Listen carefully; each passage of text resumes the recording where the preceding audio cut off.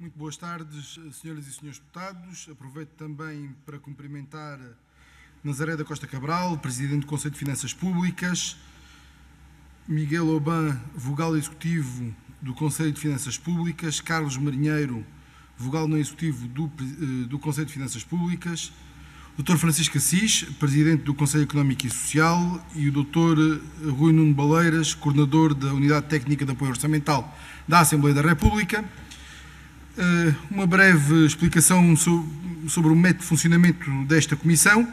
Existe um período de intervenção inicial de 8 minutos para cada entidade. Segue-se uma ronda única que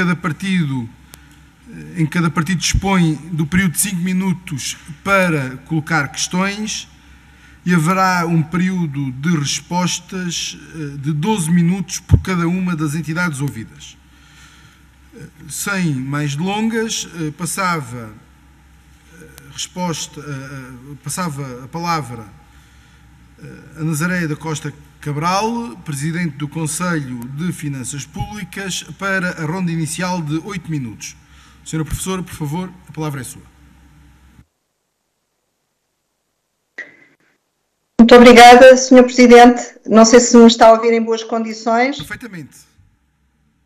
Então, se é permitido, vou aqui,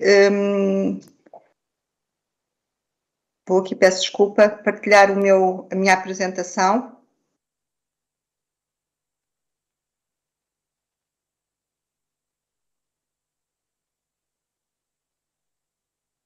Penso que devem estar a ver agora já a apresentação.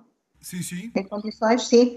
Ora bem, tal como foi solicitado, antes de mais nada, enfim, cumprimentar todos os senhores deputados presentes, também o professor, o doutor Francisco Assis e o professor Rui Baleiras, que estão também presentes, e naturalmente os meus colegas do Conselho Superior. Como foi solicitado ao Conselho das Finanças Públicas, no fundo, vimos aqui fazer uma pequenina referência, por um lado, ao acompanhamento que estamos a fazer, ou que estamos a fazer das medidas de resposta à pandemia, e depois uma brevíssima referência também ao processo de recuperação económica e social e, em particular, uma menção ao plano de recuperação e resiliência. Começando justamente pelo primeiro tópico, uma das cautelas que nós temos salientado, Conselho das Finanças Públicas, é o de que, tratando-se de facto de medidas extraordinárias, de medidas que surgem na sequência de uma crise gravíssima, elas são medidas de resposta à crise e, portanto, é muito importante que essas mesmas medidas sejam oportunas, sejam bem direcionadas e sejam temporárias.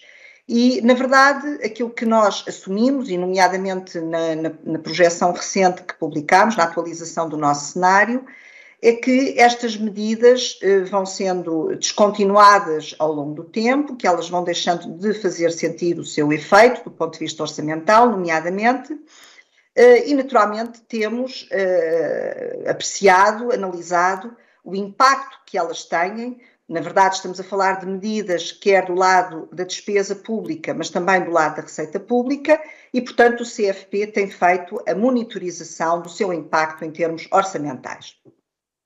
Chamava a atenção para que este quadro, na verdade, reproduz um pouco aquilo que já está na atualização que fizemos recentemente em setembro e verificamos precisamente que o impacto destas medidas, e aqui neste momento estou a falar apenas das medidas com impacto direto em termos orçamentais, portanto não estou a considerar as garantias que colocam, como iremos ver, um outro tipo de problemas, e verificamos que, enfim, no nosso cenário em políticas invariantes, elas vão perdendo, digamos, força, o seu impacto vai sendo progressivamente menor ao longo do tempo.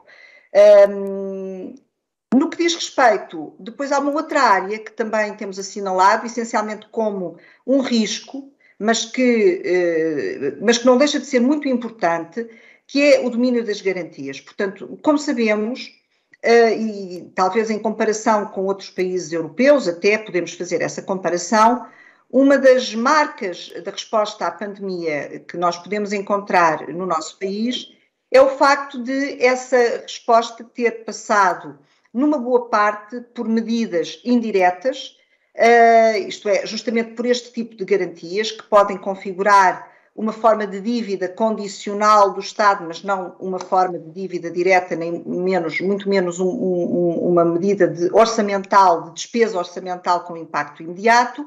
E, portanto, esta é uma marca da resposta à pandemia. De facto, foram assumidas, até porque a própria Comissão Europeia o autorizou logo de início, em março de 2020, definiu um quadro temporário de apoio estatal e, no âmbito deste quadro, foi desde logo autorizado um máximo de 13 mil milhões de euros em linhas de crédito com garantias públicas.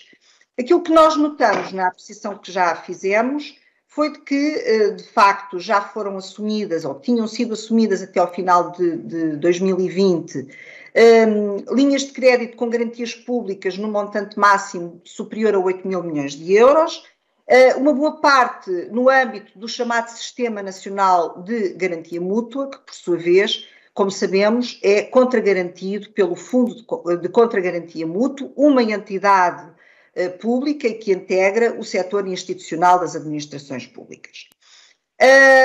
No que diz respeito especificamente ao subsetor Estado, e de acordo também com a informação dada pelo Tribunal de Contas, o Estado tinha também, em 2020, já prestado um conjunto significativo de garantias, na ordem dos 1.600 milhões de euros, sendo que 856 milhões de euros respeitavam a garantias ao próprio Fundo de Contragarantia Mútua. Ora bem, o que é que nos suscita esta questão das garantias? E aqui uma fonte de preocupação grande, nós já temos assinalámos no último relatório. Eu fiz menção a esta questão também na última audição parlamentar que o Conselho das Finanças Públicas teve recentemente, é de que, de facto, nós não temos informação atualizada para além daquela que foi recebida em relação ao ano de 2020 e já no princípio do ano, por assim dizer. E, portanto, estamos muito preocupados porque, de facto, neste momento não temos uma informação atualizada, nem da parte do Banco de Fomento, nem da Direção-Geral do Tesouro e Finanças. E, portanto, queria aqui assinalar, de facto, este desconhecimento, esta ausência de informação, que nos parece numa matéria que é, de facto, uma matéria crítica, até porque, pese embora ela não configure um efeito orçamental direto, como há pouco dizíamos, mas a verdade é que algumas dessas garantias podem, de imediato, ter já essa relevância ou essa expressão orçamental. Basta verificar que o INE já contabilizou recentemente a transferência de capital em 2020, um montante de 326 milhões de euros relativo à estimativa de execução de contragarantias, na verdade, considerando que é fiável esperar, é expectável que haja aqui perdas associadas a essas garantias e, portanto, isso leva, de facto, a essa qualificação de imediato como uma transferência de capital.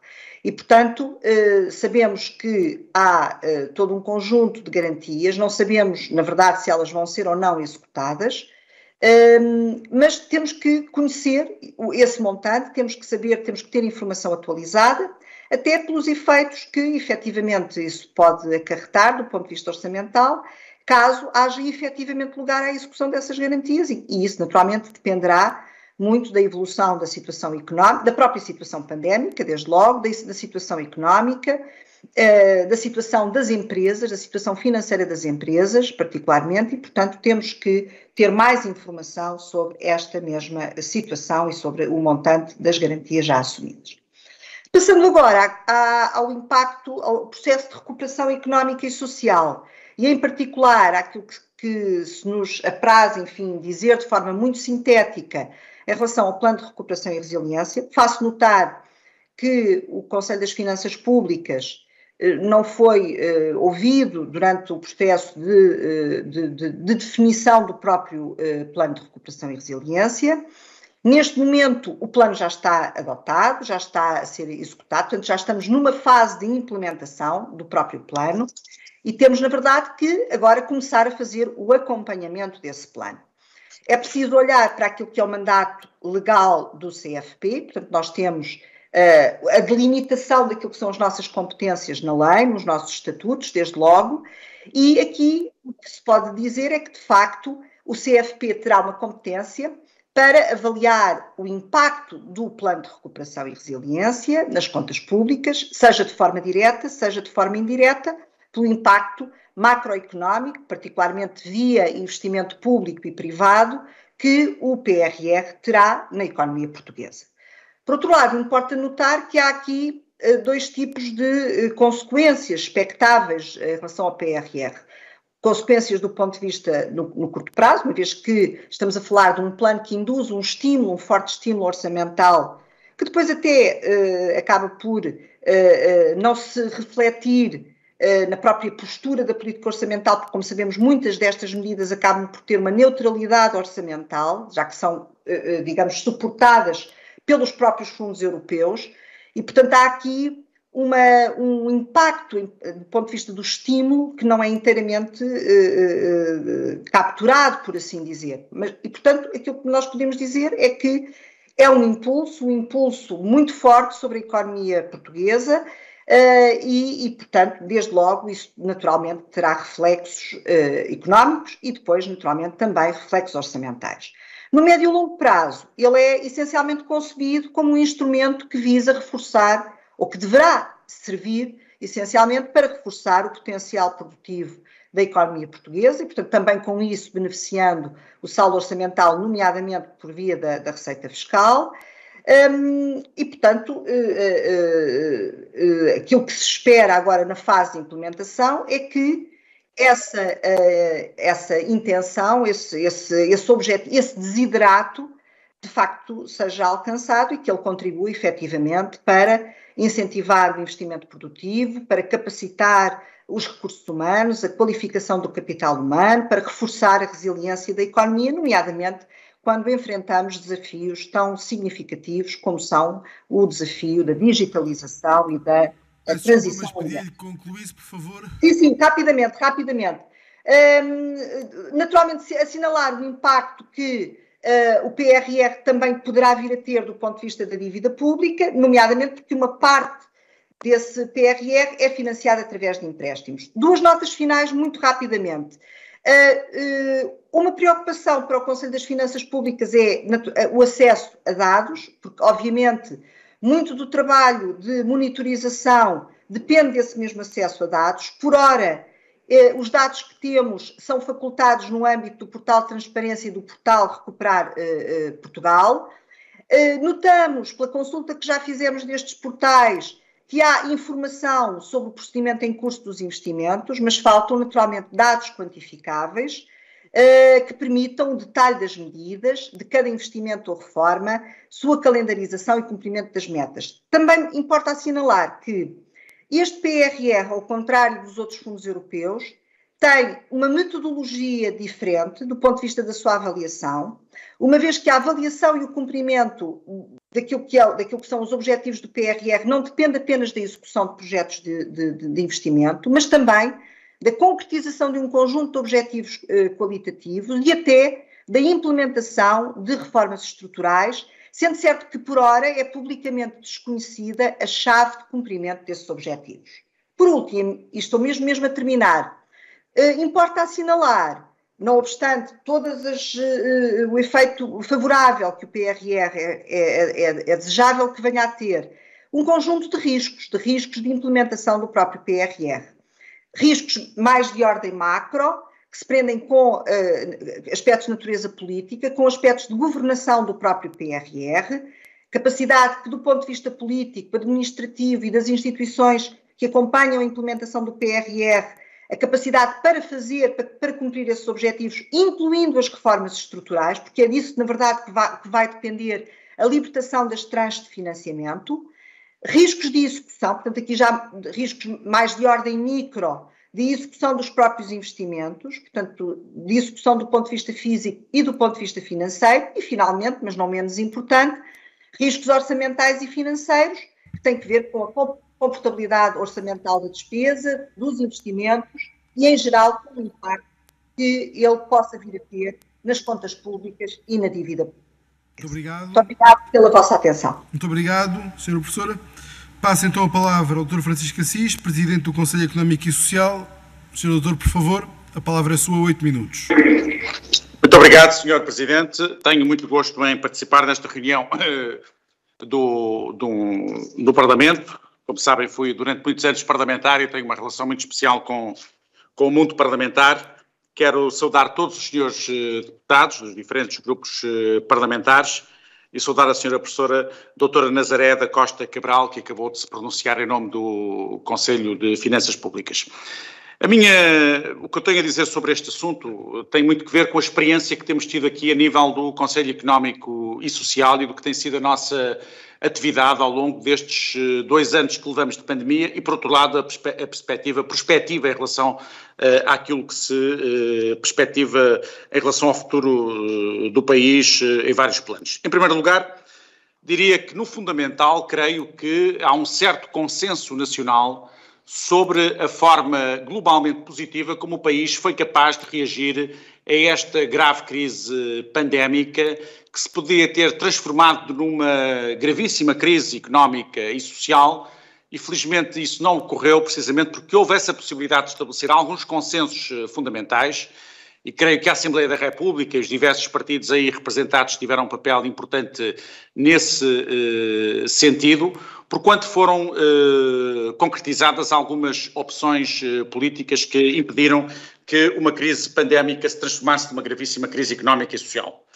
Desde o primeiro momento que tivemos consciência aqui no Conselho Económico e Social que esta crise tinha características diferentes de crises anteriores. Nunca estabelecemos qualquer comparação, por exemplo, entre esta crise e a crise económica e financeira do final dos anos 2000. As características da crise eram completamente diferentes, as soluções tinham que ser necessariamente diferentes e a expectativa de recuperação também eram muito diferentes. E, portanto, não diria que estamos muito surpreendidos com aquilo que está neste momento a ocorrer, quer a nível nacional, quer a nível europeu. No plano nacional, creio que no essencial foram tomadas as decisões mais corretas. Por um lado, foram tomadas decisões no sentido de garantir a continuidade da vida das empresas, isso a dada altura era algo fundamental.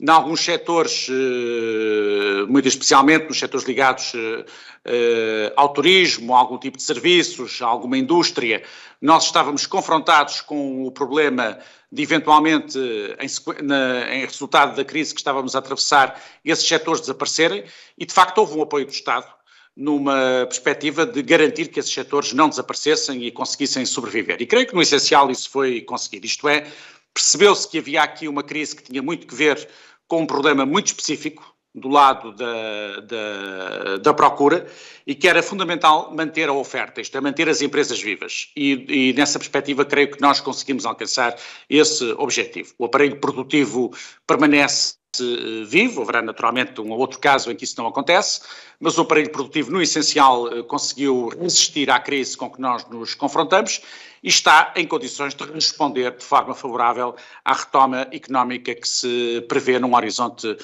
muito próximo. Por outro lado, era preciso apoiar também os rendimentos de alguns segmentos dos trabalhadores que estavam em risco e também aí creio que foram adotadas as políticas mais adequadas e tivemos sempre em consideração o facto dessas políticas serem adotadas com base num apoio parlamentar muito amplo. Isto é, não creio que em Portugal se tivesse criado um ambiente de ruptura política, de confronto político em torno das respostas a dar à crise e julgo que isso é uma vantagem comparativa de Portugal em relação a outros países europeus que importa realçar.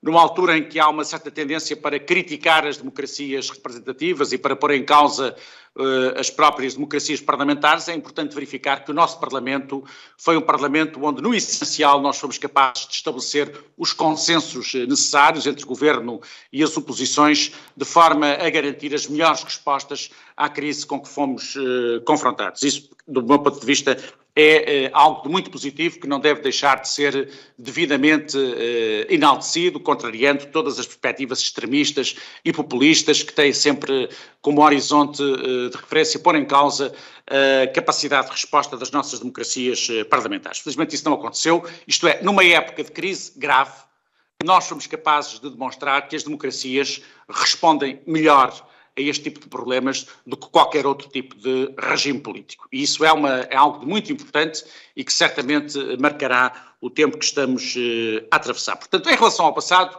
recente, diria que, no essencial, a resposta que nós demos, que está absolutamente articulada com a resposta europeia que foi encontrada para esta crise, a resposta que nós demos foi a resposta mais adequada. Asseguramos a manutenção da vida das empresas, no essencial, asseguramos a manutenção dos rendimentos dos trabalhadores também no essencial, criamos condições para que num momento de retoma económica todos estejamos em condições de garantir precisamente que a nossa atividade voltará a uma normalidade, perspectiva até a um ritmo de crescimento económico relativamente significativo. Portanto, nessa perspectiva, e o que aqui pude verificar das várias reuniões que fomos tendo, quero aqui salientar o facto de que nós reunimos de 15 em 15 dias, os vários parceiros sociais e o Governo reuniam de 15 em 15 dias, isto é, isso também ajudou um pouco a perceber o que é que estava em causa. Os sindicatos, as confederações empresariais, o Governo tiveram oportunidade ao longo deste longo período desta crise de reunir permanentemente e de apreciar as diferentes posições, de perceber as diferentes preocupações e de procurar encontrar, depois do ponto de vista do Governo, as melhores respostas aos problemas com que estávamos confrontados. Isso contribuiu certamente para que nós conseguíssemos superar, de forma que eu considero globalmente positiva, a gravíssima crise que enfrentamos nos últimos quase 2 anos. Em relação ao futuro, quais são as nossas preocupações fundamentais? Em primeiro lugar, nós temos 2 ou 3 preocupações. Em primeiro lugar, temos noção, já que foi referido, que o país tem um problema gravíssimo ao nível do endividamento público e privado e que isso constitui um gravíssimo constrangimento à nossa capacidade de resposta a qualquer tipo de crise. Isso não é, creio eu, novidade para ninguém, isso é um dado absolutamente objetivo. Não vou agora aqui estar a analisar a razão pela qual chegamos a esta situação, há vários fatores que contribuíram para isso, a maior parte das explicações que são publicamente apresentadas enfermam do erro do sectarismo de um lado e do outro, e a verdade é que a verdadeira explicação é de natureza bastante mais complexa do que aquilo que normalmente é apresentado. Mas a verdade é que, objetivamente, temos um problema sério a nível de endividamento público e endividamento privado, como ainda hoje, aliás, lembrou o Sr. Governador do Banco de Portugal e que foi Ministro das Finanças até há muito pouco tempo. Isso é um constrangimento sério à nossa capacidade de resposta aos problemas com que estamos confrontados. Por outro lado, a nível europeu, é preciso ter em consideração 2 coisas. É que não apenas se estabeleceu uma suspensão dos mecanismos que têm que ver com o processo de consolidação orçamental, com o qual nós estamos globalmente de acordo. Entendemos naturalmente que não há hoje nenhuma razão para que essa questão da consolidação orçamental sobreponha em absoluto à necessidade de promovermos o relançamento da atividade económica, nunca deixando de ter em consideração que, independentemente dos constrangimentos formais a nível europeu, temos esse constrangimento real que resulta da nossa dívida pública muito elevada. Mas há um outro aspecto que nem sempre é suficientemente referido e que julgo que é da maior importância e que tem que ver com o seguinte, é que nos últimos anos também se verificou a suspensão da impossibilidade dos Estados garantirem apoios públicos às empresas dos respectivos países. E isso teve um significado muito claro, é que os países que têm mais disponibilidade do ponto de vista orçamental, os países mais ricos, mais prósperos, aproveitaram esta ocasião para garantir grandes apoios públicos ao seu tecido empresarial. E nós temos o caso paradigmático da Alemanha. A Alemanha, desde muito cedo, que estabeleceu que tinha um programa de recuperação interno correspondente a 750 mil milhões de euros. Isto é, só a Alemanha era responsável, o apoio alemão, o apoio do governo alemão ao seu tecido empresarial representava mais de metade de todo o apoio europeu aos tecidos empresariais dos respectivos países nacionais. Qual é a consequência que daí pode resultar? A consequência é que no final desta crise haja uma disparidade muito maior entre a capacidade de competitividade e de afirmação das empresas da Alemanha, ou dos países mais desenvolvidos, e dos países com menor capacidade orçamental e menos desenvolvidos no espaço europeu. E creio que essa é uma questão que nós temos que debater seriamente, quer no espaço europeu, quer internamente em Portugal. É verdade que, e creio que aliás uma das razões pelas quais foi possível encontrar uma solução inovadora a nível europeu para financiar aquilo que nós em Portugal designamos como bazuca, tem que ver muito com a percepção, com a compreensão de que esta situação poderia gerar grandes assimetrias a nível europeu e poderia pôr em causa a viabilidade do próprio projeto europeu.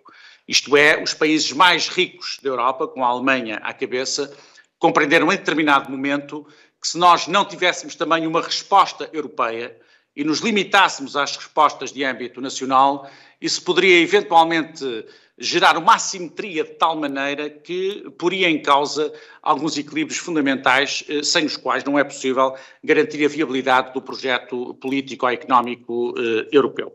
E, portanto, daí que alguns países do Norte, tradicionalmente avessos já à solução que foi encontrada, tivessem acabado por admitir a solução que finalmente foi encontrada e que eu saúdo, porque acho que é uma evolução muito grande do ponto de vista europeu, sobretudo no que concerne à fórmula de financiamento deste mecanismo de apoio à recuperação das economias europeias.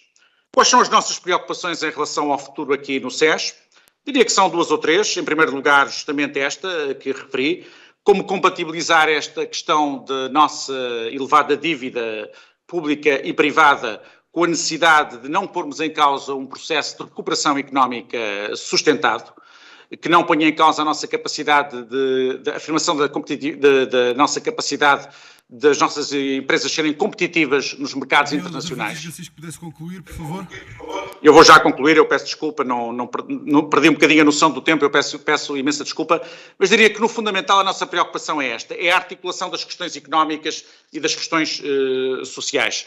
Nós, de facto, estamos num momento muito importante da vida europeia e da vida nacional. Estou globalmente otimista, estamos otimistas, pensamos que a resposta que a Europa deu foi uma boa resposta, pensamos que a resposta que Portugal deu em linha com a resposta europeia foi uma boa resposta, mas também temos noção dos riscos com que estamos confrontados e que foram enunciados há pouco pela oradora que me antecedeu, e por isso mesmo creio que temos todos agora a obrigação de estar preparados para a promoção de alguns consensos nacionais vastos, sem pôr em causa as nossas naturais divergências, de forma a respondermos da forma mais adequada ao grande desafio com que estamos confrontados no futuro, que é este justamente o de superar esta crise, promover uma transformação do nosso tecido produtivo e manter os equilíbrios sociais que são fundamentais para uma sociedade justa como aquela em que pretendemos viver.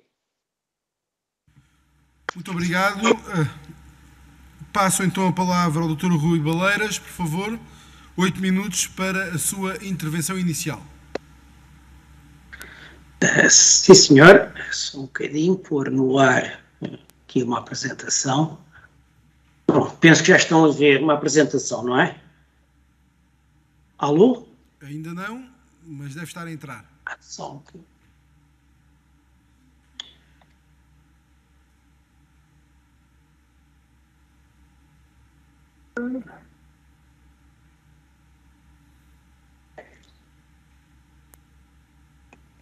Já está? Agora sim. Ok, muito obrigado. Sr. Presidente, muito obrigado por me dar a palavra e convidar a UTAL para esta audição. Quero naturalmente saudar as senhoras e senhores deputados, bem como o Dr. Francisco Assis, a professora Nazaré da Costa Cabral e os demais membros do Conselho Superior do CFP.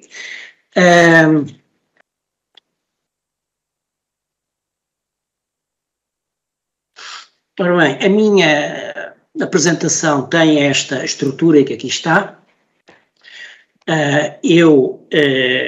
Basicamente, depois da introdução, são 3 pontos.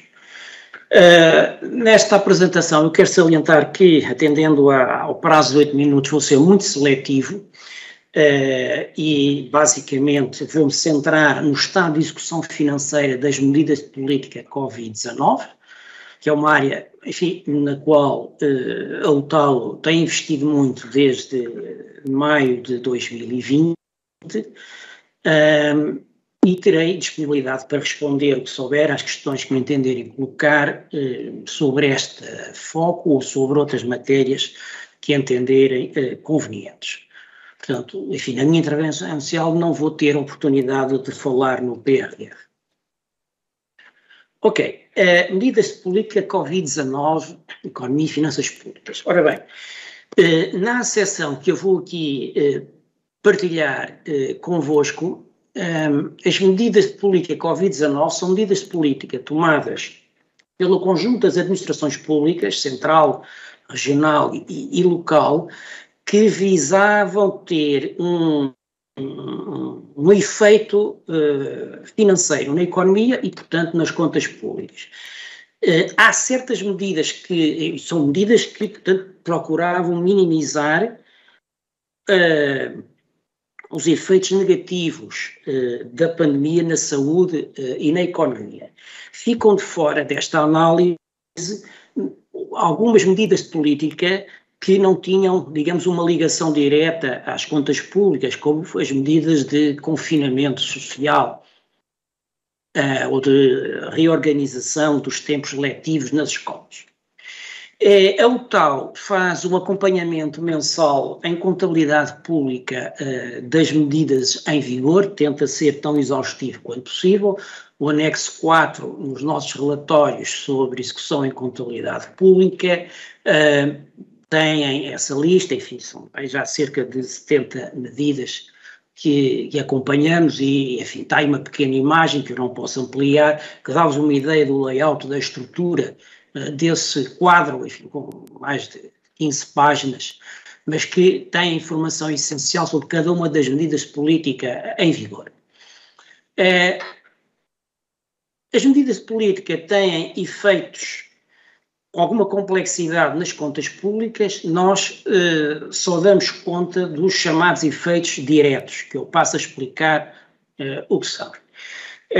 Quando um serviço da administração põe no terreno uma medida de política, ela gera um efeito direto no orçamento de algum serviço e, portanto, na conta consolidada das administrações públicas. Por exemplo, quando o Serviço da Segurança Social faz uma transferência para uma empresa, transferência financeira para uma empresa no âmbito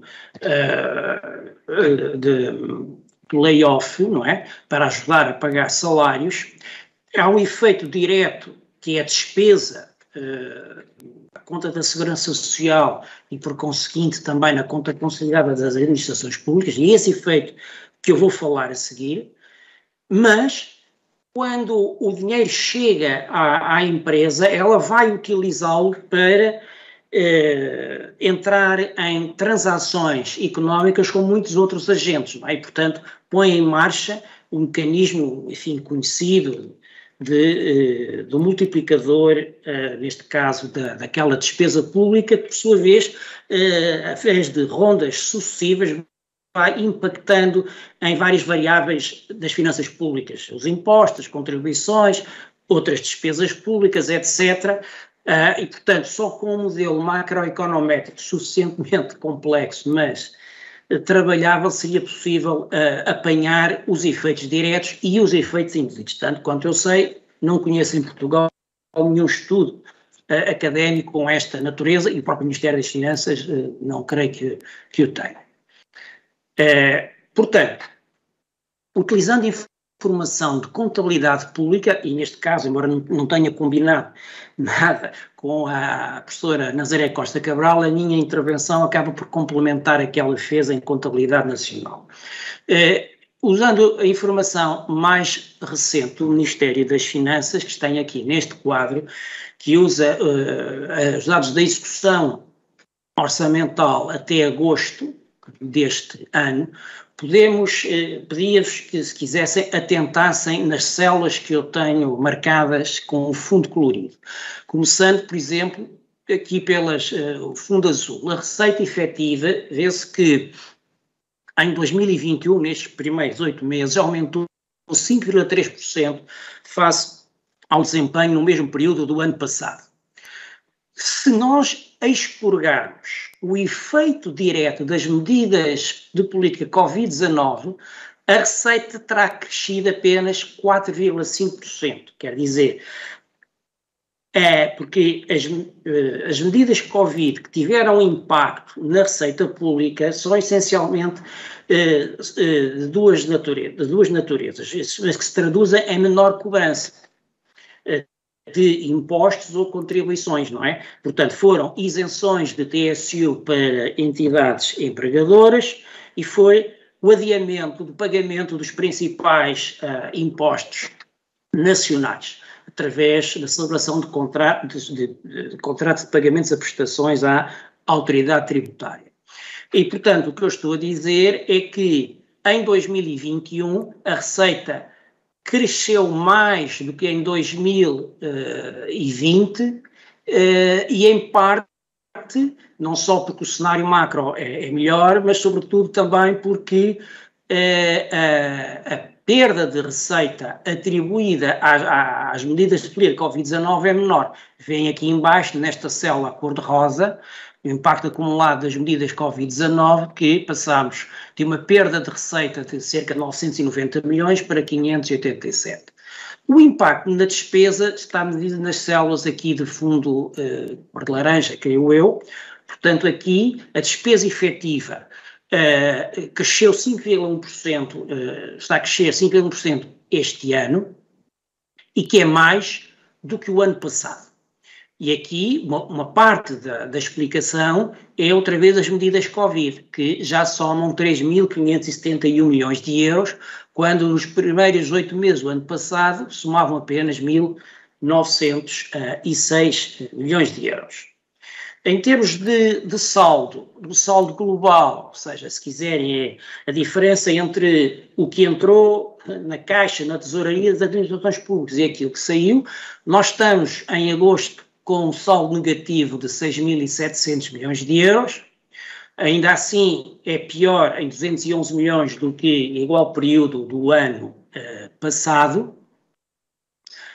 Se nós expurgarmos, se retirarmos a este saldo, a estes 6.734 milhões de euros, o impacto das medidas Covid, o impacto direto no saldo, ou seja, estes cerca de 4.200 milhões de euros de impacto, o nosso déficit orçamental cairia bastante, dos 6.700 para 2.576. Portanto, pode-se dizer que estes cerca de 4.100, 4.200 milhões de euros se devem às medidas de política Covid. Há o efeito diferencial de 2021 face a 2022. Desculpa, 2020. Se nós quisermos agora olhar com um pouco mais de detalhe para o que está a ser a execução financeira das medidas Covid-19, tem este gráfico. E aqui vê, na coluna mais à esquerda, temos a execução financeira acumulada até agosto de 2020. Na terceira coluna, contando da esquerda, a mesma variável, mas no ano de 2021.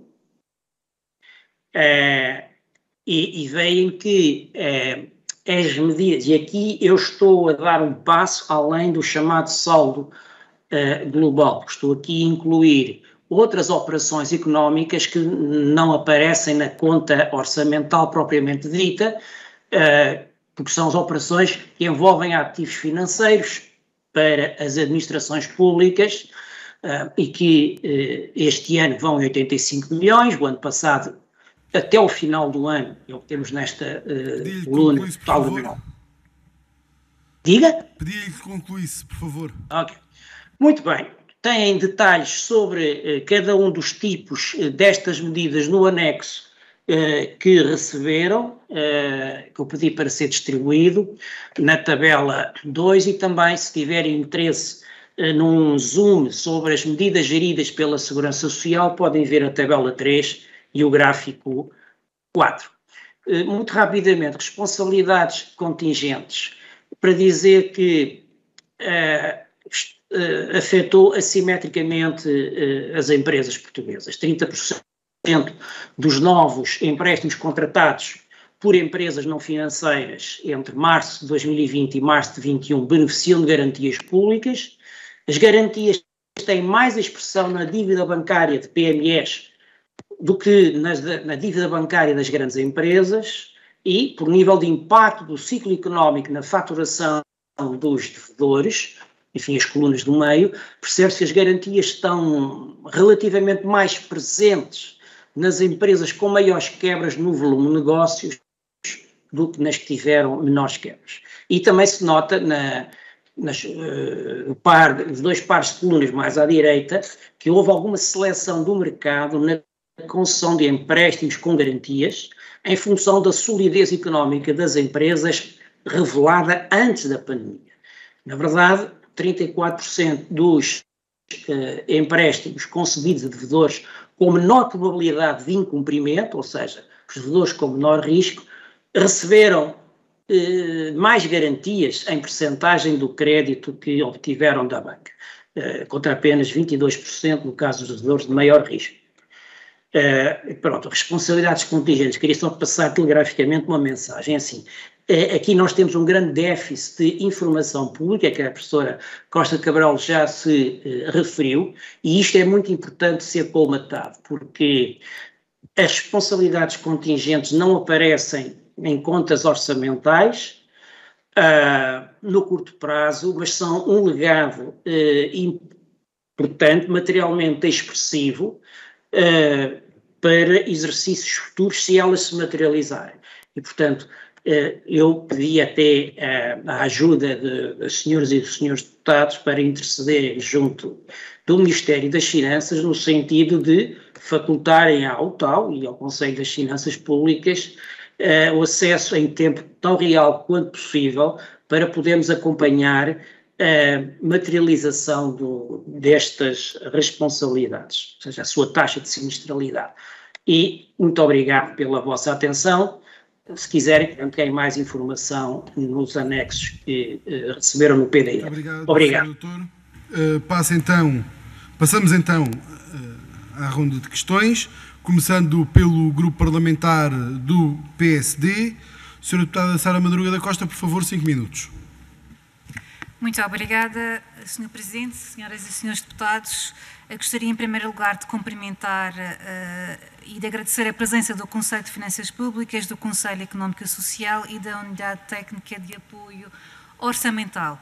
Esta audição requerida por nós é de uma enorme importância, é fundamental para que possamos perceber o real impacto da pandemia na economia, sem esquecer a dimensão orçamental e para que possamos também desmistificar alguns mitos. Esta reflexão apresenta, no nosso entender, alguma dificuldade, tendo em conta a falta de informação e da transparência existente neste momento por parte do Governo. Aliás, estamos inteiramente de acordo com o que foi aqui referido, quer pela senhora Presidente do Conselho de Finanças Públicas, quer pela UTAU. Também preocupa o PSD esta falta de informação, este déficit de informação pelo qual vamos continuar a pugnar para que seja resolvido por parte do Governo da República. Nós não dispomos de uma previsão orçamental dos gastos e de perdas de receita Covid, de modo que não podemos fazer a análise do executado face ao orçamentado. A única comparação possível é com a previsão do Programa de Estabilidade, mas esta é simplesmente indicativa e não determina nada relativamente à suficiência ou insuficiência do orçamento em vigor face ao desenrolar da execução. Feitas estas considerações iniciais que nos parecem particularmente relevantes, destacamos os dados da UTAU que referem que nos primeiros 7 meses do ano as medidas Covid com impacto na conta das administrações públicas ascenderam a cerca de 4.100 milhões de euros, dos quais 3.600 milhões de euros representam o agravamento do saldo orçamental. Este montante corresponde a 71,3% do previsto no Programa de Estabilidade para a totalidade do ano, a título de impactos orçamentais Covid. Aqui chegados, a primeira questão que gostaríamos de colocar é de saber qual é que é a vossa opinião acerca do desempenho do Governo no combate à pandemia. Consideram que o Governo fez tudo o que podia e devia fazer? Esta pergunta para nós é bastante importante porque nos parece que, ao contrário do que foi apregoado e do que o Governo quis fazer crer, não foi feito tudo o que era possível fazer. E chegamos a esta conclusão, senhoras e senhores deputados, de que o Governo não fez tudo o que podia fazer por duas ordens de razões.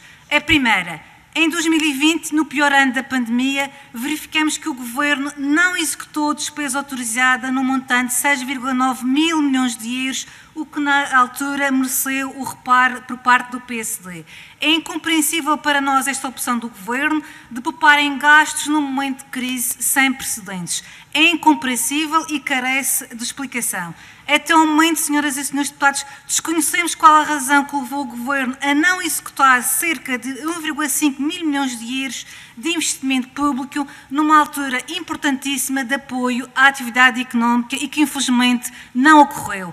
A segunda razão prende-se com a falta de ativismo orçamental deste Governo. Portugal foi exatamente o país onde a intervenção orçamental foi a mais reduzida, tendo ficado aquém em matéria de ativismo orçamental.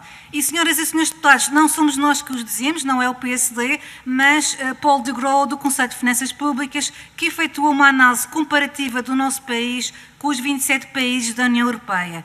De acordo com este economista, a queda do PIB em 2020 poderia, com elevada probabilidade, ter sido menor se o Governo tivesse optado por um maior grau de intervenção. E, portanto, gostaríamos de saber se concordam com esta abordagem e com esta análise que desmistifica a ideia de que o Governo esteve à altura dos desafios e que revela, a nosso entender, que o Governo poderia ter feito mais, muito mais na resposta à pandemia. Outro aspecto que consideramos de enorme relevância prende-se com o papel relevantíssimo das autarquias locais e das regiões autónomas no combate ao Covid-19. As autarquias locais e as regiões autónomas assumiram responsabilidades financeiras que não eram suas, suportaram despesas da administração central, fizeram-no na expectativa de que o Governo iria cumprir com a sua palavra e com as suas promessas que efetuou, de que essas despesas seriam pagas. A questão que agora se coloca é a de saber se o Governo vai cumprir com o que prometeu e se vai ou não compensar as autarquias e as regiões autónomas das despesas que foram efetuadas. E por isso gostaríamos de saber se, na vossa opinião, dos documentos e das contas que são conhecidas, se resultam algumas evidências de que esta promessa será cumprida, se há alguma evidência que estas despesas que foram suportadas pelas autarquias locais e pelas regiões autónomas serão efetivamente pagas pelo Governo. São estas as duas questões que pretendemos que sejam resolvidas da vossa parte. Agradeço mais uma vez a vossa presença. Não sei se conseguirei estar presente fisicamente até o final destes trabalhos, mas se não estiver aqui presente fisicamente na sala, estarei naturalmente a acompanhar as respostas que serão dadas através da videoconferência. Muito obrigada. Muito obrigado, Sra. Deputada. Passo a palavra ao Grupo Parlamentar do Partido Socialista. Sr. Deputado André Pinotes Batista, por favor, 5 minutos. Muito obrigado, Sr. Presidente. Na sua pessoa, aproveitar antes de mais para cumprimentar a professora Nazaré Costa Cabral e na sua pessoa o Conselho de Finanças Públicas, o Dr. Francisco Assis, Presidente do Conselho Económico e Social, e o Dr. Rui Nuno, Coordenador da UTAU. De facto, gostaríamos de começar com uma nota de concordância com o Grupo Parlamentar do PSD, aquilo que foi o papel das autarquias locais e das autonomias, para poder discordar depois em tudo o resto, por nos parecer não haver uma ligação entre aquilo que aqui disseram e a realidade. Mas antes disso, era bom fazer uma contextualização. Esta crise pandémica teve impactos que foram subejamente sentidos na saúde, na economia, impactos sociais. É já escusado detalhá-las todas. Os portugueses, cada um dos empresários portugueses, cada um dos decisores portugueses sabe aquilo que passámos nos últimos 2 anos, mas a verdade é que houve uma grande lição que foi tirada a quando da anterior crise financeira do subprime, uma crise internacional que foi respondida com dor e foi respondida em cima de uma impreparação estrutural da nossa economia e das nossas finanças, o que levou a que os seus impactos fossem muito mais duradouros e muito mais penalizadores sobre as pessoas e as empresas. E aí sim, nós sabemos que não só não foi feito aquilo que devia ter sido feito, como como aquilo que foi feito, de ir muito mais além da Troika, trouxe dor e não trouxe resultados. Nesta pandemia aconteceu uma coisa diferente e vale a pena deixar uma palavra de grande reconhecimento também aos parceiros que pertencem aos setores sindicais, ao mundo empresarial, ao setor social, porque Portugal foi mobilizado, os agentes políticos mobilizaram Portugal para uma resposta que, em cima de alterações estruturais das nossas finanças, que foram consolidadas por um rumo responsável das contas públicas assumido em 2015 e que nos trouxe para os melhores resultados das nossas contas em democracia, nos permitiu dar uma resposta com mobilização de toda a sociedade, mas mantendo um equilíbrio entre aquilo que foram as medidas draconianas do passado e sem despesismos desnecessários.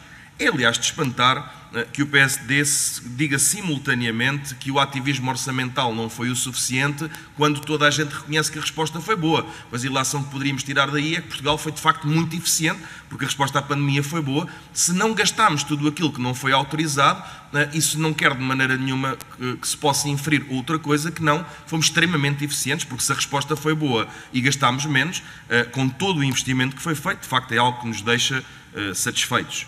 Agora, a palavra que mais nos apraz aqui tem a ver com o facto de materializar esta diferença. E é muito importante perceber que o facto da nossa resposta, da nossa economia ter tido uma resposta resiliente, não quer dizer que os cidadãos portugueses tenham sido alheios a uma enorme e avassaladora transformação das suas vidas. Foi por isso que estendemos também e flexibilizámos o subsídio de desemprego, em termos de apoios sociais falando, ou que lançámos novos apoios para quem não os tinha e quem não tinha descontos que o justificasse, porque de facto cada caso atrás dos números é um caso e portanto não poderíamos deixar, obviamente, ter uma resposta. E também os apoios à economia, aqui uma nota que se prende com o seguinte: foi possível ter tremendos apoios à economia sem perpetuar empresas que antes da pandemia já não tinham condições de operarem de forma saudável. Isto é, apoiou-se quem tinha que se apoiar, mas de forma responsável, não despesista e não sem critério. Parece-me que é também, isto para além do tremendo investimento na saúde e na proteção civil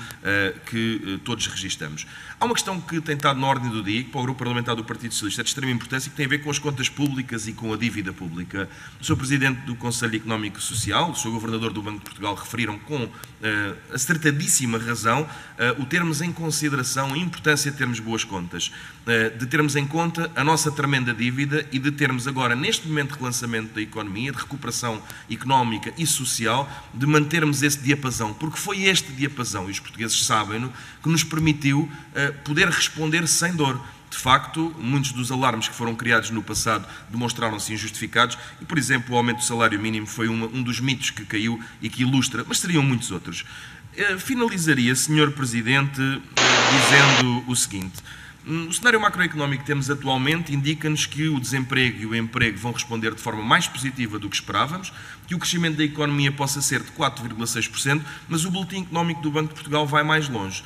Um PIB que contraiu 8,4% em 2020, em plena pandemia, poderemos agora, com um crescimento de 4,8% em 2021, chegar a um ponto em que a nossa economia está a operar a 98,7% do nível pré-pandémico. Isto é, as nossas exportações, a recuperação, o aumento do consumo e da confiança, obviamente, o aumento do investimento, tudo isto são sinais que nós tivemos mais impactos financeiros do que tínhamos previsto, e isto é rigoroso, mas também tivemos uma recuperação muito mais rápida. E sobre isto, Sr. Presidente, eu finalizava perguntando a Vossas Excelências o seguinte: qual foi a importância da previsibilidade do desconfinamento na preparação das empresas, do setor social, dos cidadãos para uma recuperação tão rápida como estamos a registar? Porque para o Grupo Parlamentar do Partido Socialista, e finalizo, Sr. Presidente, a previsibilidade no desconfinamento, a clareza nas medidas, foi de facto uma pedra de toque que permitiu a todos preparar a nossa recuperação. Muito obrigado, Sr. Presidente. Muito obrigado, Sr. Deputado. Passo a palavra à Sra. Deputada Isabel Pires, Bloco de Esquerda, por favor, 5 minutos. Obrigada, Sr. Presidente. Cumprimentar os representantes das três entidades aqui ouvidas hoje, o Conselho de Finanças Públicas, o Conselho Económico e Social e a UTAL, num tema que, aliás, creio que há aqui dois temas relativamente distintos. Por um lado, o impacto das medidas de apoio, de resposta à pandemia nas finanças públicas e depois, por outro lado, a sua adequação ou não, mais do ponto de vista dos rendimentos e do apoio às empresas e o impacto que, de facto, teve ou não e quais é que são os problemas que temos daqui para a frente. Eu creio que das informações que foram aqui dadas, algumas delas inclusivamente já eram mais ou menos conhecidas, deram-nos nota aqui de alguma dificuldade do ponto de vista da falta de informação que, obviamente, para as entidades poderem trabalhar é sempre relevante, e que existem aqui alguns riscos que ainda devem ser tidos em conta, que, aliás, alguns partidos têm levantado, o Bloco de Esquerda tem levantado, nomeadamente algumas preocupações com a questão das moratórias. É um ponto que está, pelo menos em parte, na apresentação que a UTAU fez. O Conselho de Finanças Públicas também referiu exatamente esta questão, além de ter referido a questão das linhas de crédito, e perguntava como é que vê neste momento, até porque nos interessa olhar mais para o futuro, aquilo que está colocado em cima da mesa para as moratórias e o seu impacto. Eu perguntaria mais para famílias e para empresas daquilo que se pode esperar com o levantamento dessas mesmas moratórias. Do ponto de vista do que foi colocado pelo Conselho Económico e Social, a adequação ou não das políticas que foram adotadas, por um lado no apoio aos rendimentos, por outro lado no apoio às empresas para responder à crise, nós de facto aí temos tido alguma divergência ou uma visão ligeiramente diferente daquilo que foi feito face àquilo que do nosso ponto de vista poderia ter sido feito, e ao longo deste ano e meio tivemos a oportunidade aqui no Parlamento de questionar nomeadamente o Ministro da Economia sobre as falhas que iam chegando sucessivamente sobre a falta de apoios que iam sendo anunciados, mas que depois acabavam por não chegar, nomeadamente às empresas e, mais especificamente, às micro e pequenas empresas que ainda hoje se mantêm com dificuldades bastante grandes e às quais uma significativa parte delas continua a considerar que não existe resposta. E isso leva-nos para uma possibilidade ainda de alguns problemas que possamos estar a viver para o futuro, para, enfim, um setor de empresas, um segmento de empresas que representa a grande maioria das empresas em Portugal, e, portanto, gostava de questionar sobre estes avisos, estas críticas que têm sido feitas, nomeadamente sobre as micro e pequenas empresas. E depois, por outro lado, sobre a questão dos apoios aos rendimentos. Sendo verdade que se lidou, em certa parte, de uma forma, com esta crise, de uma forma bastante diferente com o que aconteceu na anterior crise, com a Troika, etc., também é verdade que percebemos que ficaram pelo caminho segmentos de trabalhadores que ainda hoje têm muita dificuldade em sobreviver ou até em aceder a alguns dos apoios que foram sendo alterados ao longo deste ano e meio, que foram sendo redesenhados para poder eventualmente chegar a mais setores, mas depois aquilo que se verificava na realidade é que acabavam sempre por não chegar. E, portanto, tivemos vários casos em setores de atividade muito específicos que continuam ainda hoje com dificuldades bastante grandes. E, portanto, considerando estas realidades, eu perguntava se, de facto, do ponto de vista do Conselho Económico e Social, haveria aqui algo mais a fazer para responder às dificuldades que têm sido ainda sentidas, nomeadamente os apoios extraordinários, que em vários setores de atividade continuam a não chegar porque aparentemente não se enquadrariam nestas respostas, mas aquilo que nós percebemos é que, apesar de os indicadores, nomeadamente de emprego, estarem a níveis que se calhar há alguns meses atrás não eram previsíveis, apesar de tudo, há uma preocupação grande em alguns setores de atividade, com despedimentos coletivos, com tentativas de despedimentos não sendo coletivos, mas que estão a reboque, digamos assim, das consequências da crise provocada pela pandemia e, portanto, como é que se poderá, de facto, fazer esta resposta? Porque ao longo do último ano e meio, para terminar, aquilo que nós tivemos foi uma tentativa de equilíbrio entre as chamadas contas certas e a resposta ao país. Ninguém se esquece dos vários milhões que não foram executados, nomeadamente em saúde, e que estavam previstos, e que isso teve um impacto também na forma como se respondeu do ponto de vista de saúde, mas, de facto, deixar a pergunta sobre o que é que considerariam que poderia ter ido mais além. Muito obrigado, Sra. Deputada. Passo a palavra ao Grupo Parlamentar do PCP. Sra. Deputada Diana Ferreira, por favor, 5 minutos, a palavra é sua. Muito obrigada, Sr. Presidente, e gostaria, em nome do Grupo Parlamentar do PCP, de cumprimentar também o Conselho de Finanças Públicas, o Conselho Económico e Social, a UTAU também, agradecendo as intervenções que foram feitas e colocando desde já, em nome do Grupo Parlamentar do PCP, algumas observações relativamente também a esta audição, naturalmente pedindo da parte destas entidades, e nomeadamente o Conselho Económico e Social, considerando até o foco que iremos ter na nossa intervenção, também a sua pronúncia sobre o que iremos efetivamente colocar.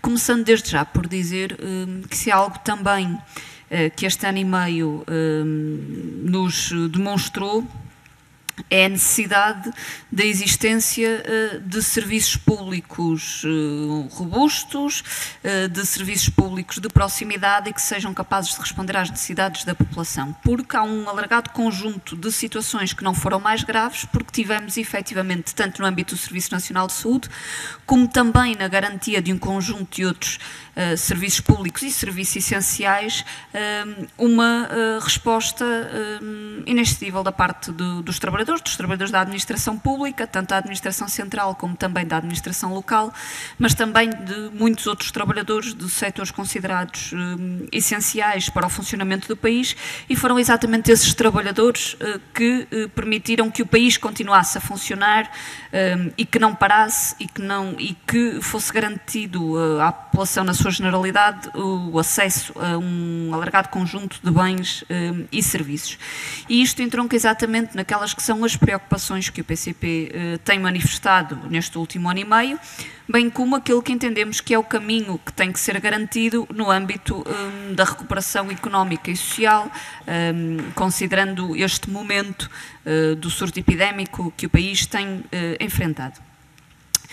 Efetivamente, há uma realidade que se tem também, que se acentuou durante este ano e meio no âmbito do desemprego, do recurso por várias entidades patronais aos mecanismos dos despedimentos coletivos e a outro tipo de despedimentos que também tiveram lugar, de situações de trabalhadores com vínculos precários que não tiveram a proteção social a que teriam direito se o seu vínculo fosse efetivo como deveria ser, além de até recentemente se ter verificado, e isso também veio a público até em notícias em órgãos de comunicação social, realidades de precariedade que aumentaram, nomeadamente mesmo havendo criação de emprego nestes últimos tempos, emprego que foi criado com recurso a vínculos precários, o que naturalmente também não nos descansa, até pela instabilidade que isto significa na vida de centenas de milhares de trabalhadores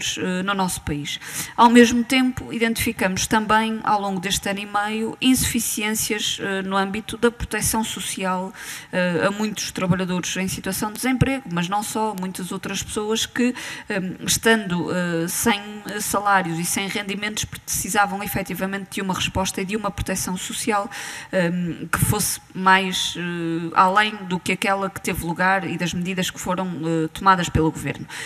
Naturalmente, o PCP apresentou várias propostas neste âmbito.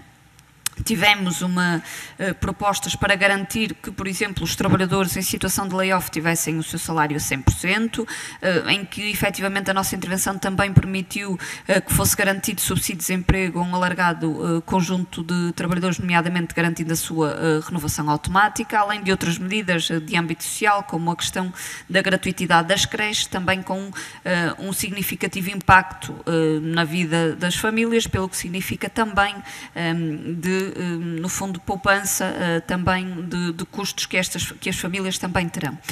Não obstante, e valorizamos naturalmente estas medidas e estes passos, há uma resposta que precisa de ir mais além.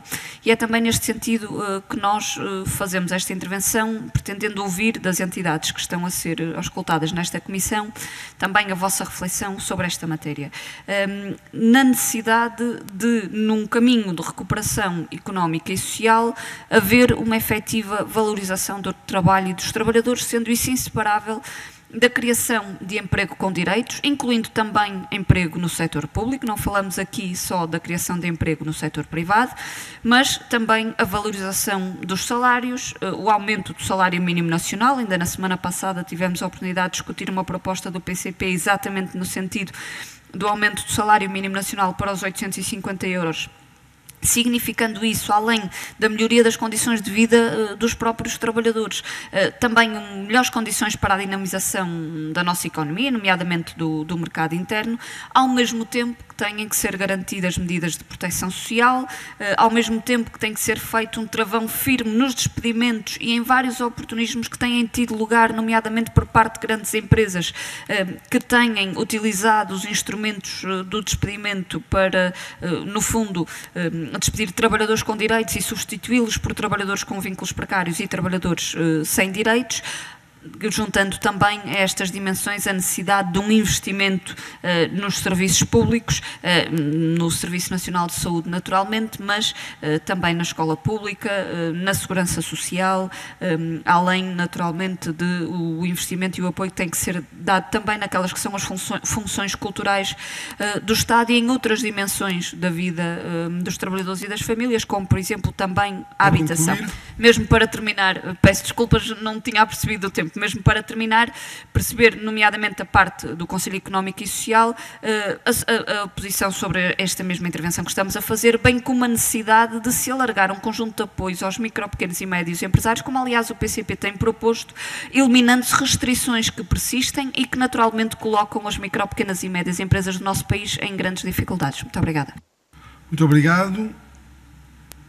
Não havendo mais inscrições, damos por concluída esta ronda de questões e passava a palavra para a resposta ao Dr. Rui Baleiras, que pediu por compromissos pessoais ser o primeiro a responder a um conjunto de questões, que não vejo objeção a que isso possa acontecer. Doutor, por favor, a palavra é sua, 12 minutos. Muito obrigado, Sr. Presidente, e muito obrigado a todos os membros da Comissão pelas perguntas e observações que realizaram. Senhora Deputada Sara Madruga da Costa pergunta que opinião tem o tal sobre o desempenho do Governo no combate à pandemia. Bom, eu não vou naturalmente dar uma resposta política que a pergunta inicia, por razões óbvias, mas diria o seguinte: a resposta à sua pergunta depende do conhecimento dos limites à ação governativa, não é? Se nós não definirmos antes quais são esses limites, nunca poderemos qualificar quão próximo ou distante dos limites foi a ação do governo. Mas eu penso também que é redutor nós avaliarmos a qualidade da resposta das políticas públicas à sua dimensão financeira. Quer dizer, a qualidade da resposta pública não deve ser medida apenas pelo custo, pela quantidade de dinheiro dos contribuintes que foi colocado para tentar mitigar o problema. Então, o mais importante do que o dinheiro dos contribuintes para resolver problemas sociais é também o impacto na eficácia. Temos que procurar indicadores de eficácia na resposta a esses problemas. Portanto, há que ver quais são os indicadores de desempenho económico e social que o país tinha antes da pandemia, qual era a sua trajetória de médio prazo e percebermos qual é o impacto, e isso tecnicamente não é fácil de fazer, qual é a contribuição dos instrumentos de política para,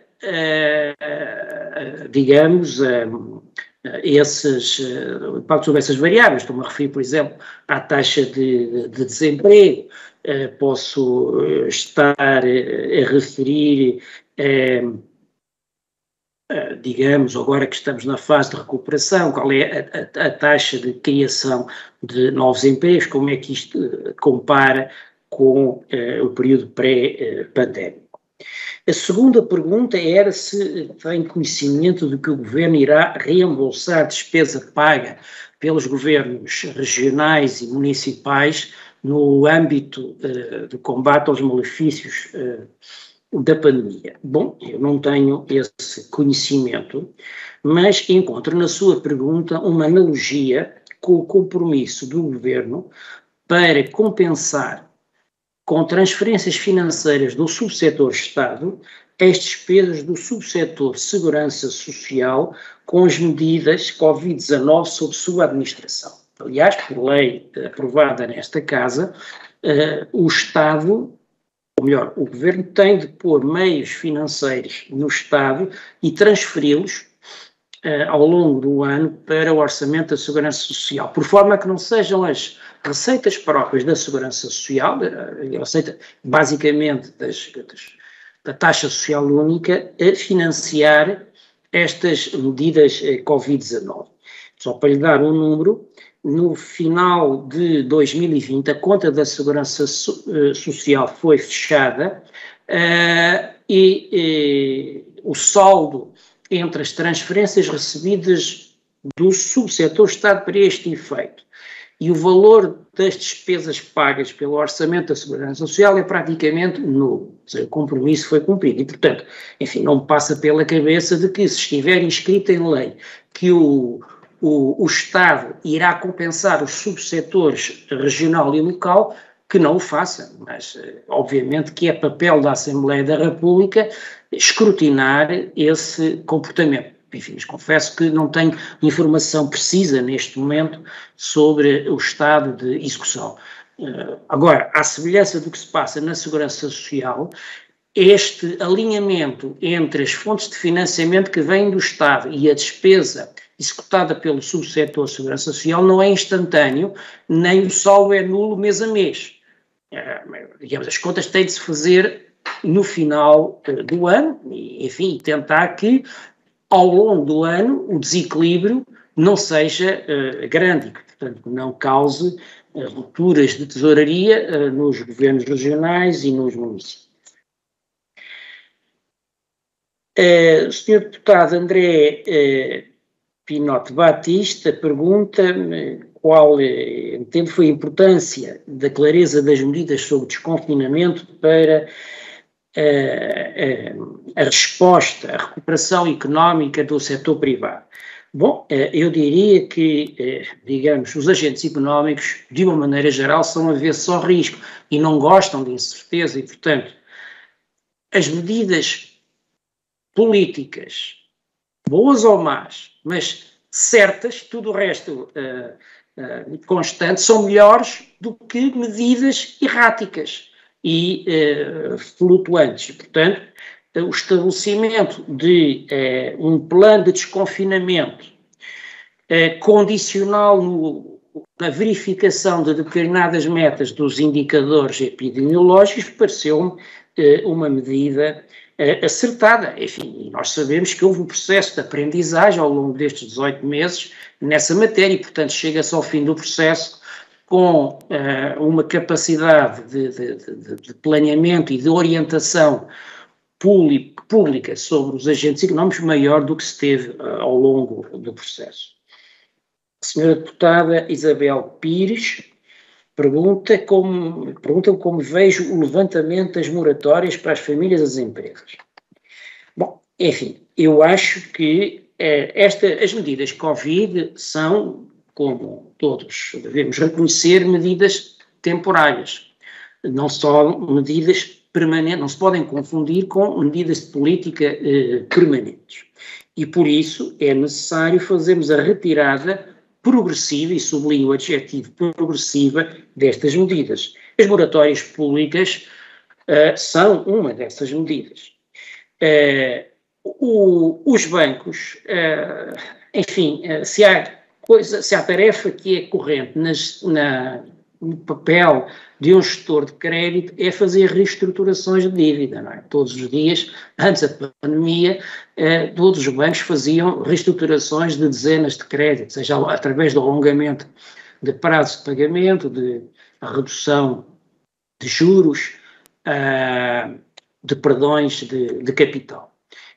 Penso que o Banco de Portugal, como entidade supervisora, deve acompanhar proativamente as reestruturações em curso dos empréstimos que estavam sob moratória e, portanto, as reestruturações privadas devem ser incentivadas e monitorizadas para evitar desvios e abusos de posição dominante por parte da oferta de crédito, os bancos. Julgo que também deve ser ponderado o prolongamento de apoios públicos a empresas e famílias mais atingidos pelas decisões de confinamento da atividade económica. Refiro, digamos, àquelas áreas de atividade mais intensivas em contactos sociais, como as atividades, enfim, da noite, que só agora tiveram a sua primeira fase de desconfinamento, mas também, porventura, a restauração, a hotelaria convencional e não convencional. Portanto, essas vão precisar ainda, em 2022, nos primeiros meses, da continuação de apoios, seja de natureza de transferências financeiras, como aquelas que o programa Apoiar realiza, como eventualmente de medidas um pouco mais finas que tenham a ver com a relação comercial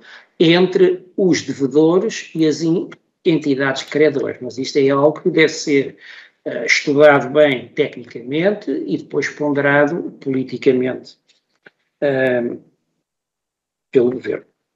E explicado e, obviamente, e discutido com a Assembleia da República e contar com os contributos que os partidos entendam dar nessa matéria.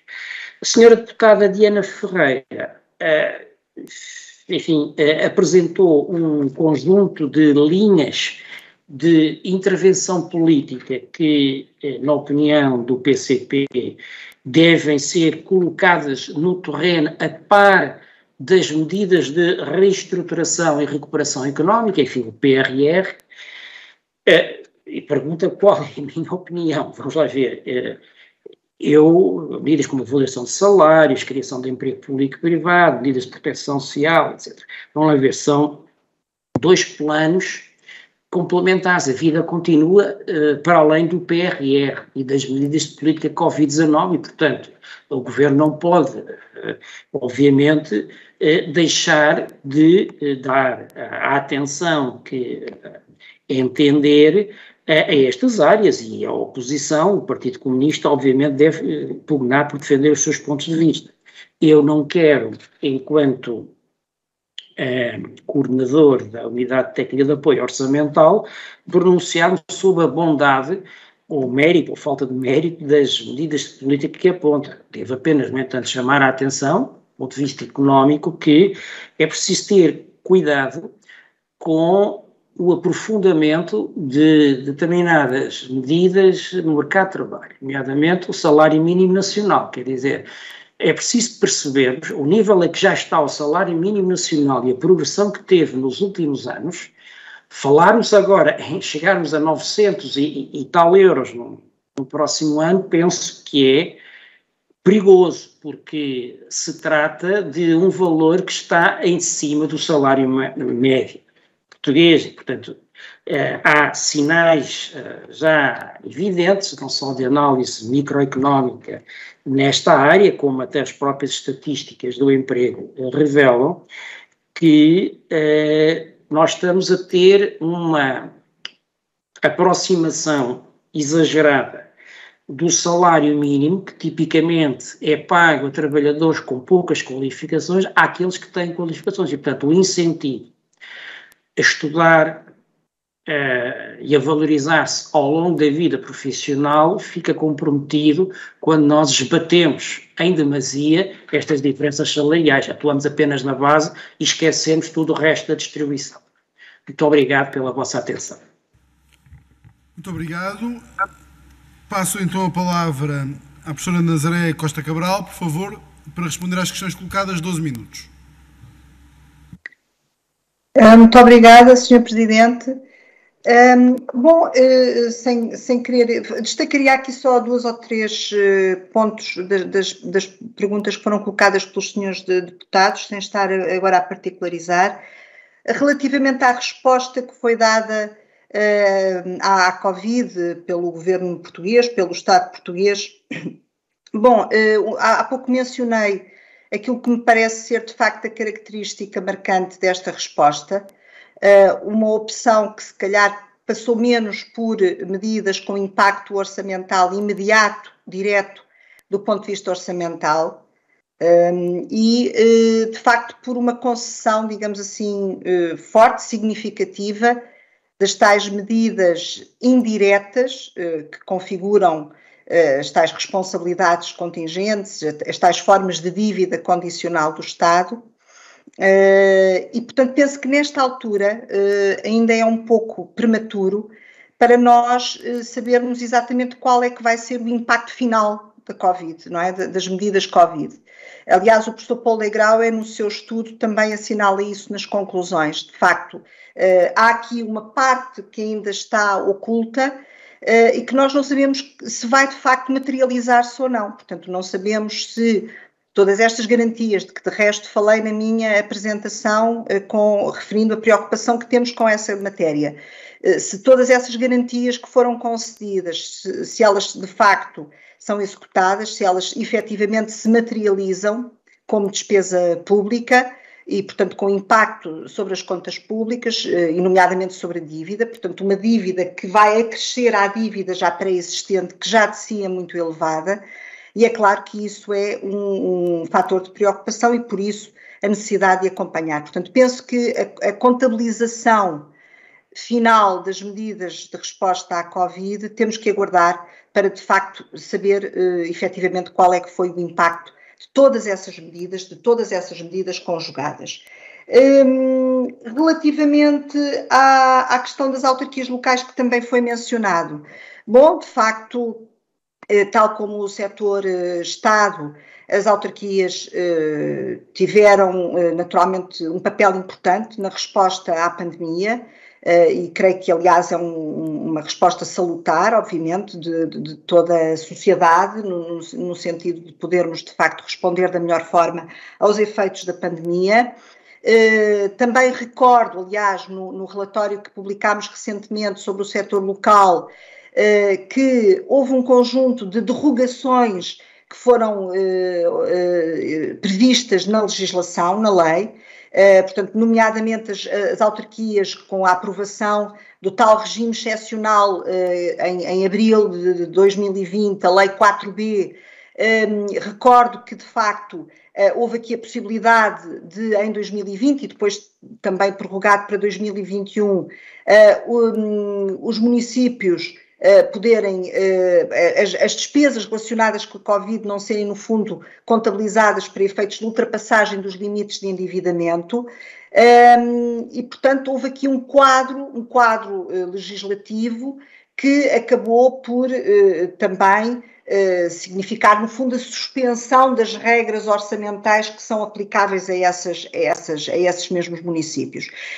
Aquilo que nós notamos também no relatório é que não apenas, não estou a falar na globalidade do setor, mas relativamente a certos municípios que já apresentavam níveis excessivos de endividamento, que é preciso ver, portanto, no fim, de que forma é que, com estas medidas Covid, com todos estes apoios que foram concedidos, como é que fica, no fundo, a situação financeira desses municípios e, nomeadamente, desses que estavam já numa situação mais problemática. Portanto, penso que esse acompanhamento tem de continuar a ser feito. O Conselho das Finanças Públicas não conseguiu realizar a análise global porque não tivemos informação relativamente a um conjunto de municípios, mas, de facto, é preciso chamar a atenção também para esse ponto, não é? Portanto, a situação particular de alguns municípios e o efeito que as próprias medidas Covid possam vir a ter tido. Por último, em relação à questão que foi colocada quanto à valorização do trabalho, bom, eu creio que aquilo que nos deve preocupar a todos neste momento é a questão da recuperação económica, o PRR terá naturalmente um contributo, mas não será só o PRR.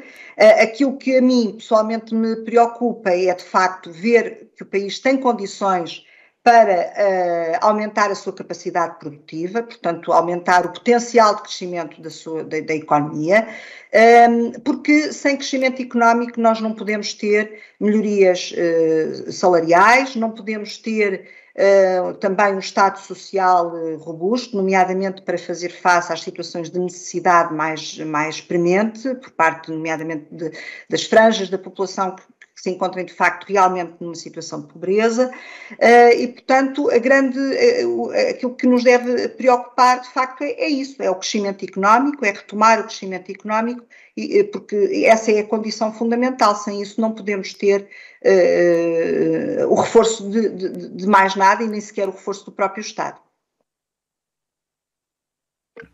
Muito obrigada. Muito obrigado. Passo então a palavra ao Dr. Francisco Assis, por favor. Muito obrigado. Eu não vou responder caso a caso. Penso que as questões que foram colocadas, no fundo, não se colocam numa perspectiva muito diferente umas das outras e todas elas são bastante pertinentes. Primeira questão, começando pelo que agora acabou por ser dita. A questão fundamental, uma das questões fundamentais do país é, obviamente, a questão do crescimento económico. Sem crescimento económico, nós não podemos aumentar os rendimentos das pessoas e não podemos garantir a sustentação do Estado Social, tal como o consideramos imprescindível numa sociedade civilizada como é a nossa. Portanto, há aqui um problema central para o país, que é a questão do crescimento económico e que remete para uma outra questão, que nós, aliás, à qual, aliás, no SES temos dado bastante importância, que é a questão da produtividade económica. Nós temos, de facto, níveis de produtividade muito baixos. Eu bem sei que não é fácil definir a produtividade, é um conceito complexo, mesmo do ponto de vista puramente económico, mas a verdade é que, objetivamente, nós temos uma produtividade que corresponde a metade da produtividade da economia alemã, está abaixo da produtividade média dos países da OCDE, e que é responsável em grande passo, de um modo muito profundo, pela nossa incapacidade de garantir um crescimento económico de acordo com as nossas necessidades. É evidente que há um problema, que é um problema anterior à crise, portanto não tem nada a ver com a crise, é um problema estrutural da economia portuguesa, nós todos temos consciência disso, é um problema que se coloca há mais de 20 anos na economia portuguesa. Para isso há várias respostas, como sabemos, os economistas, aqueles que refletem sobre este assunto têm respostas diferenciadas, não importa agora aqui estar a enunciá-las, mas objetivamente há um problema que é o seguinte: há um déficit de crescimento da economia portuguesa e isso tem consequências sob todos os pontos de vista. Primeiro, os rendimentos genericamente são baixos, o rendimento médio é muito baixo e de facto está muito próximo do salário mínimo, como já aqui foi referido, e por outro lado é muito difícil sustentar um Estado social de acordo com as nossas necessidades e com as nossas perspectivas de uma sociedade civilizada se não tivermos um crescimento económico maior. E creio que há na sociedade portuguesa uma noção clara de que temos que responder a este problema e estou convencido que o PRR pode contribuir decisivamente para que assim seja, porque também estão identificados os fatores críticos. Tem que ver fundamentalmente com algumas deficiências a nível da educação e da formação profissional. Recordo que recentemente aprovamos aqui no SES um acordo de concertação social ao nível no que concerne à formação profissional. Tem que ver com o modelo de organização empresarial, tem que ver com a necessidade de enfrentarmos a questão da excessiva fragmentação do tecido empresarial e tem que ver com a modernização do Estado e com a modernização da administração pública em geral, porque ela também é um fator que perturba esse processo de crescimento económico. Estou, portanto, nesse sentido, vamos esperar que as verbas que vão ser colocadas à disposição do país no âmbito do PRR contribuam para a transformação em todos estes domínios. Transformação da estrutura produtiva, transformação do modelo de educação e formação profissional e transformação do modelo de organização das empresas e da administração pública. Esse creio que é o desafio maior com que estamos confrontados. Naturalmente que há respostas diversas, os partidos políticos têm perspectivas diferentes, ainda bem que assim é, numa sociedade pluralista e democrática como é a nossa, mas no essencial nós temos uma perspectiva muito clara de quais são os problemas. Acho que já é bom termos a noção de que este problema existe e temos algum consenso na enunciação do problema e depois teremos com certeza respostas que são mais ou menos diferenciadas, gradativamente diferenciadas, mas também não são absolutamente radicalmente opostas, digamos assim. Portanto, essas questões são essenciais. Depois a segunda questão que também aqui foi colocada é É evidente que a nossa capacidade de resposta a uma crise desta natureza tem que ver com o constrangimento a que nós estamos sujeitos pela dimensão do nosso endividamento público e privado. Nosso endividamento público é também o endividamento privado. Ainda hoje recordo o senhor Governador do Banco de Portugal e ex-Ministro das Finanças salientava isso mesmo, numas declarações que fez, que nós temos níveis de endividamento muito elevados, que basta a taxa de juros aumentar 1% para que isso tenha um reflexo dramático nas nossas finanças públicas e, portanto, temos que ter algum cuidado nesse domínio, como aqui foi referido. Isto é, nós não podemos ignorar esse fator de constrangimento que é o nosso elevado nível de endividamento. Não vamos agora aqui avaliar porque é que chegamos a este nível de endividamento, há vários fatores, há várias razões, normalmente as explicações que tendem a ver, que procuram encontrar apenas uma causa, são explicações muito sectárias e muito afastadas da realidade. Mas não me compete a mim neste momento entrar nesse tipo de discussão política. Uma outra questão, e que foi muito colocada pela senhora deputada do Bloco de Esquerda e pela senhora deputada do Partido Comunista, é uma questão que também quero salientar e que é verdade o que disseram, isto é, não há dúvida nenhuma que esta crise veio demonstrar que o mercado, para funcionar, precisa também de um Estado com capacidade de responder em determinadas circunstâncias, e em particular em circunstâncias de crise. Não se pode acreditar na capacidade de resposta espontânea dos mercados em situações de crise, como aquela que nós vivemos, porque se assim fosse, nós hoje estávamos numa situação bem pior do que aquela com que nós confrontamos neste momento. E houve essa resposta da parte do Estado. Foi adequada, não foi? Isso aí depende do ponto de vista de cada um. A senhora deputada Sara Madruga da Costa, do PSD, dizia há pouco que entende que o Governo devia ter ido mais longe, que o Governo deveria ter, provavelmente, se bem interpretei as suas palavras, ter tido uma política orçamental até mais interventiva e mais expansionista, no sentido de responder aos problemas com que a economia e a sociedade portuguesa se confrontaram na sequência desta crise. Certamente que o Governo considerará que não estava em condições de o fazer, precisamente devido às dificuldades que têm que ver com a nossa enorme dívida pública e com os constrangimentos orçamentais daí resultantes. No essencial, diria que as preocupações que foram enunciadas pelos senhores deputados são considerações que têm sido aqui também colocadas no âmbito do SES. Nós temos aqui a representação dos sindicatos e dos empresários e do Governo, portanto temos permanentemente aqui um diálogo tripartido em que o próprio SES também participa, e o que temos verificado é que a discussão que aqui temos mantido não é muito diferente da discussão que agora verifico que existe ao nível da Assembleia da República, embora naturalmente tenha as características próprias de um espaço de intervenção distinto daquele que é a Assembleia da República. Eu não vou entrar no campo da discussão político-partidária, não estou impedido de o fazer por razões óbvias, pelas funções que desempenho. Portanto, diria, primeiro, o Governo, eu não diria o Governo, o país, o Estado português, o país, a sociedade portuguesa, responderam adequadamente à crise? No essencial, creio que respondemos.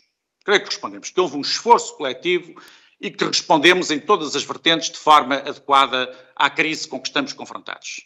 Percebemos que havia um risco real desta crise sanitária se transformar numa gravíssima crise económica e social e que fomos capazes de estabelecer alguns consensos mínimos em torno da adoção das medidas, tendo em vista o impedimento de que a crise sanitária se transformasse nessa crise económica e social. E o que é facto é que ela não se transformou.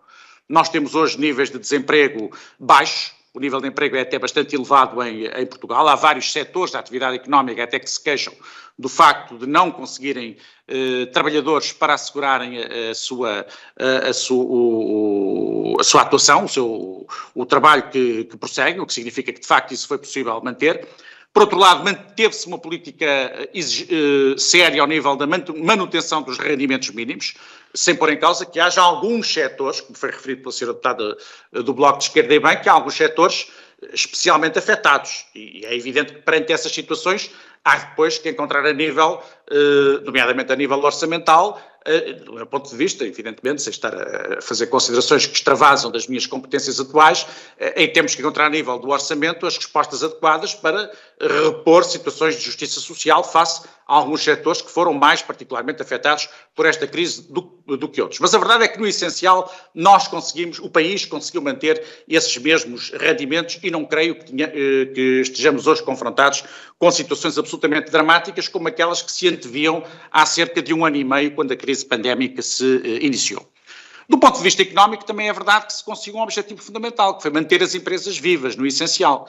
É óbvio que, como também aqui foi dito e bem pelo senhor deputado do Partido Socialista, nós também temos que ter noção que havia algumas empresas que já revelavam antes da crise alguma dificuldade de sobrevivência. Há aqui fatores estruturais e que são anteriores e exteriores à própria crise pandémica e que não eram suscetíveis de resolução no contexto da resposta a esta crise pandémica. Mas penso que isso até, apesar de tudo, é marginal e que, no essencial, nós conseguimos responder favoravelmente, o país conseguiu responder favoravelmente e que nos vários setores, particularmente naqueles que foram mais afetados, estou-me a lembrar, por exemplo, do setor do turismo, que foi seguramente o setor mais afetado, e em algum setor industrial, dada a crise que se verificou em alguns mercados tradicionais de importação de produtos portugueses, nós somos capazes de manter essas empresas vivas e em condições agora de responderem num quadro de recuperação da atividade económica.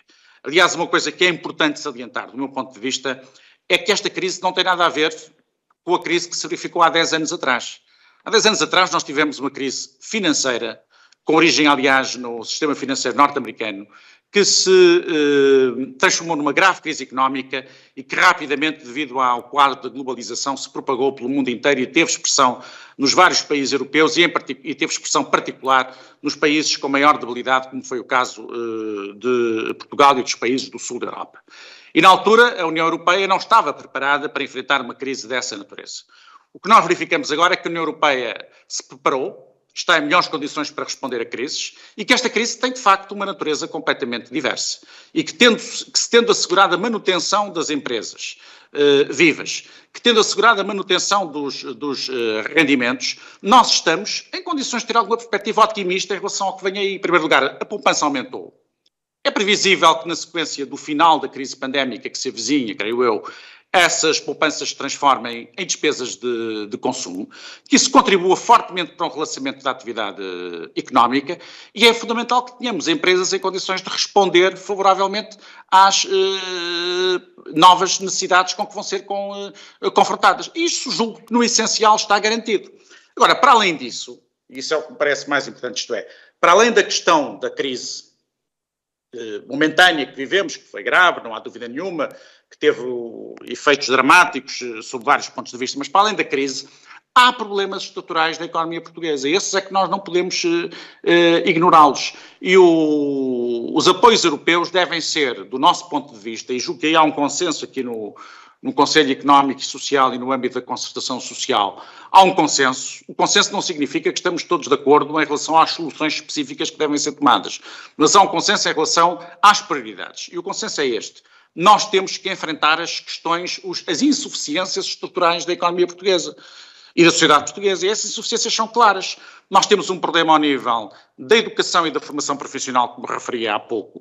Temos um problema ao nível da organização das empresas e temos um problema ao nível da eficiência da administração pública em Portugal.